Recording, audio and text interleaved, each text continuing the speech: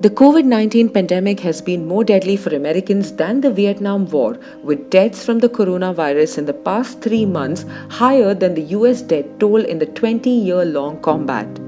According to Johns Hopkins data, on April 28, 2020, the US recorded its 1 millionth case of the novel coronavirus, about one-third of the entire world's caseload. The total number of deaths in America from COVID-19 has reached 59,061, surpassing the record of 58,220 deaths suffered by the United States in the Vietnam War. Also known as the Resistance War against America, this conflict in Vietnam, Laos, and Cambodia started from November 1, 1955 to the fall of Saigon on April 30, 1975, with direct US involvement ending in 1973. 1968 proved to be the most deadly year for the United States and Vietnam, with 16,899 deaths. Yet there have been more American coronavirus deaths than this in the past 10 days.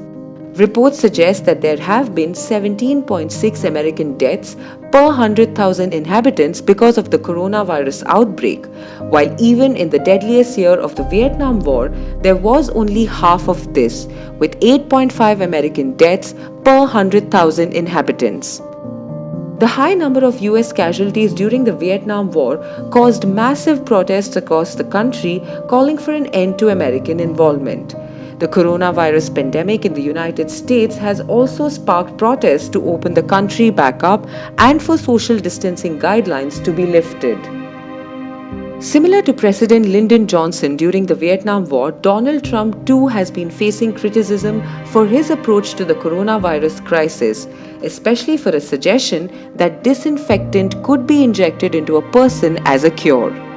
As far as Vietnam is concerned, the country is yet to report a single COVID-19 death, and as of Tuesday, it has 270 confirmed cases. The United States, on the other hand, equates to almost a third of coronavirus cases across the world. This number includes only known cases. Official figures may be much higher as a result of undiscovered or untested cases in people who show few or no symptoms at all.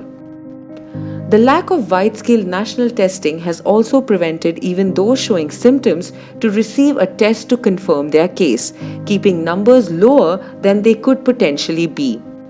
According to the New York Times, COVID-19 researchers have estimated that the true number of infections may be about 10 times the known number.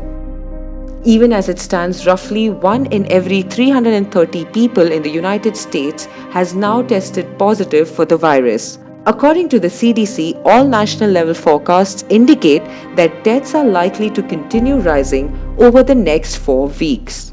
Thank you for watching this report.